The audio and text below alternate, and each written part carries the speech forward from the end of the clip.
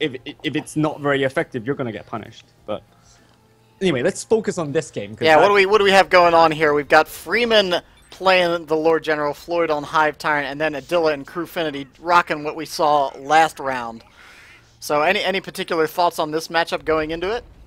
I think the main thing is it's very easy to look at the matchups just by themselves, but in reality, this is a very dynamic map. Like, the garrison in the center is so key, and the map spread means that it's an interesting mixture of the middle garrison and quite a widespread map, which I think favors heroes like the Mech Boy, because you can teleport and be just super annoying.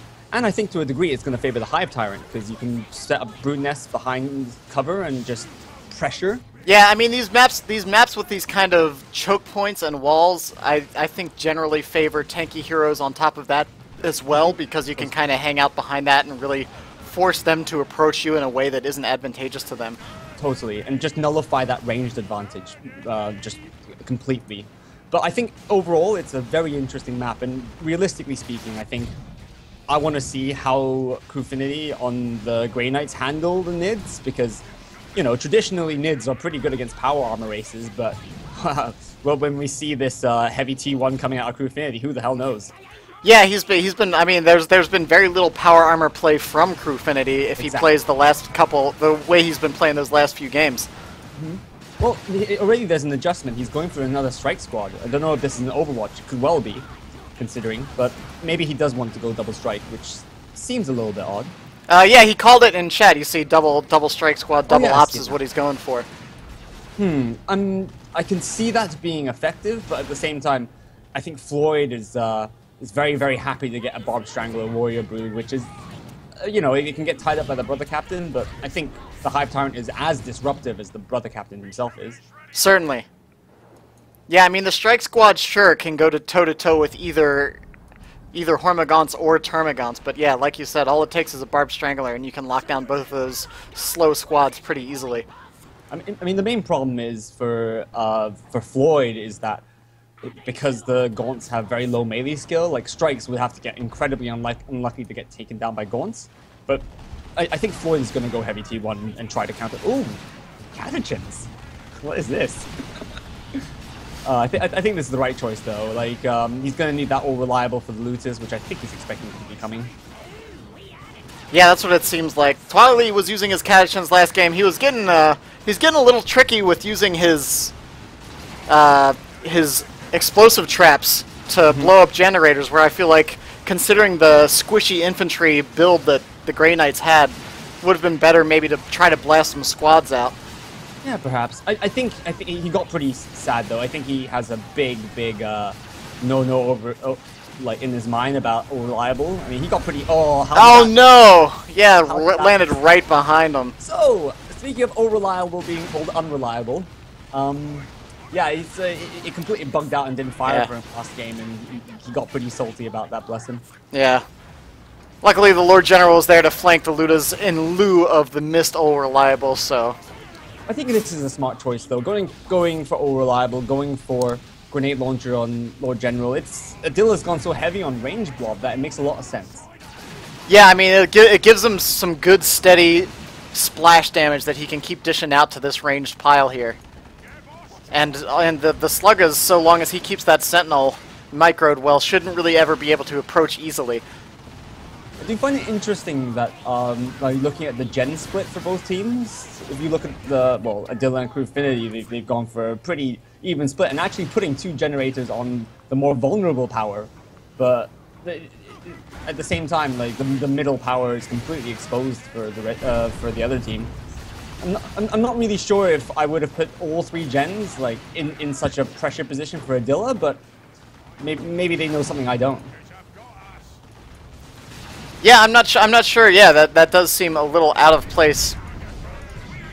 At the same time, though, they're dealing with Adila's pressure very admirably. He's a very aggressively minded player, and he wants to use the looter to crush off the gens. So Freeman being very confident, I think. Yeah, he's moving right on into the center, and he's gonna find those generators. We'll see if Adila's gonna move to intercept, or maybe just try to get a return gen bash in. The Grey Knights are moving into a flanking position, though, and it looks like the Imperial Guard are going to get pincered here.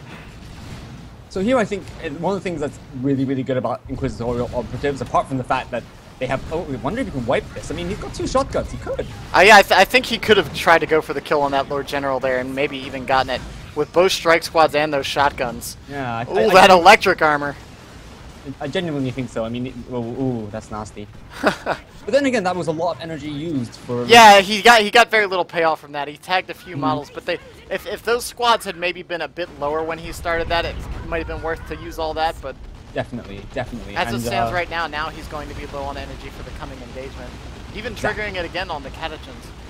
Oh, this is bad. Like, Adila and QuarterFinal can't be allowing these Homagons to be decapping there. They should have been more spot on that. But at the very least, they're putting down a full farm on the other side now.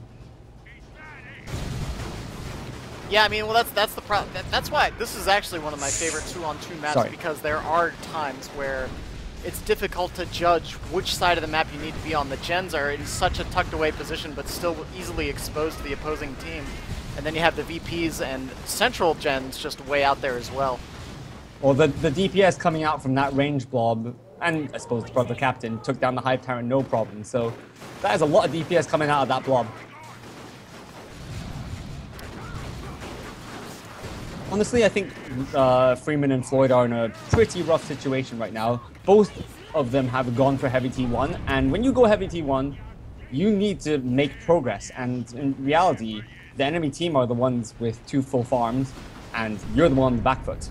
Right, like when you're investing that much in tier 1, you're wanting to either get some good requisition damage out of it by overpowering the opponent's army, and then on top of that, somewhere trying to get some gen bash in to balance out the investment you put so you don't just get hard out teched here. And bear in mind that all 4 players have upkeep in tier 1. I mean, that's not that common, or significant upkeep anyway. And despite having like the same unit squad count as Floyd, he's actually going to tier 2 before anybody else, believe it or not. Unfortunately, the blue team just seems to be working more together as a team than the red team is, and they seem to just be rolling around in a pile and pushing off each side individually. I think part of the reason for this, though, is that they had weaknesses being exposed throughout the game so far, and every time they went to cover one of their weaknesses, they just get outmaneuvered and attacked in a now exposed spot, and this just has happened for the last 5 to 10 minutes, or whatever, and that's why they find themselves so far behind all of a sudden. Yeah, and then there goes the farm. This is really, really bad. Yeah, I mean the red teams. I mean Floyd's been doing a great job on pressuring the opponent's farm and getting the decaps in and stuff, but they're flat out losing their generators and they're having to rebuild them. I think this is completely the right move, and he gets the brother cap. Yeah, small victory there. But the real victory for me is the decap on that power farm. That is exactly what they need to actually delay the game and try to not just get rolled by tier 2 units. And it looks like he's going to be able to just go ahead and take this full army victory as well. He should be able to thwart what's left out there so long as those Barbed Stranglers start blasting on those weakened stormtroopers over there. I did completely disagree with this focus fire. I mean, yeah, I think he needs to be going for these in operative, surely, but he might get the strike for this. Melee. Oh no, it looks like that's one model's just snuck out of there too quickly. That was a great stun bomb. That was an absolutely fantastic stun bomb. But I completely disagree with that Barb Strangler focus. It needed to be on the stormtroopers. Oh, the electric armor. Catechin's getting perilously low. 20 HP. No. He doesn't have enough for a teleport, does he? Not quite. Even if he did, I think that... No, they're down to 4 HP. 1 HP. 1 HP. Wow. Okay, I was wrong. If he did, he would definitely have wiped those. Wow, that was... I didn't think he was going to get him that low, even standing where he was. No, neither did I, but at the same time, I suppose it makes a degree of sense since... Floyd's still sitting on this power farm up top, too, really putting the hurt on those Grey Knights now that he has a force that can push through that initial barrage of range damage. I mean, you called it earlier, too. That Barbed Strangler is exactly what he needs to shut down this build. Yeah, unfortunately, I think that his focus fire hasn't... I think it's going to be a pattern for a while, that people are going to not respect the Inquisitorial Operative's output enough. Like, that whole thing, it's only because the Inquisitorial Operative's DPS to HP ratio is just out of this world Right. You know? Well, I mean, it's similar to dealing with Space Marines, right? Like, sure, the tanks are the big tanky units, and they're putting out some hurt, but you want to get rid of those nice squishy infantry squads. You want to get those scouts off the field. Totally. Same thing with the operatives now and the stormtroopers. Like, if you can, all it takes is a barbed strangler, 1 or 2 shots, and that's going to force a retreat on them, or just incur heavy requisition loss. Whereas you can focus down those strike squads for a long time, and sometimes you still won't even get a model. Yeah, and they give up. They see the The dread was all they needed to see. They weren't even hitting tier 2 yet. Floid was like had 50 power or something in tier 1. That was sad times. But you know, it was an interesting dynamic of a map. And the thing is, I think Floid is the kind of player, like, he really likes his heavy tier 1. He really hopes to get momentum going, and when you don't, it's really pain and suffering moving forward. Yeah, I mean, he started to get it there towards the end, but it was just a bit too late. If he had been able to get that kind of domination, you know, 3 to 5 minutes earlier, then that would have been great for them. Unfortunately, they just weren't able to hold their power pretty much at either gen farm, and that was it. Yeah, but I do think that it was very interesting in the sense that there was a lot of movement on the map.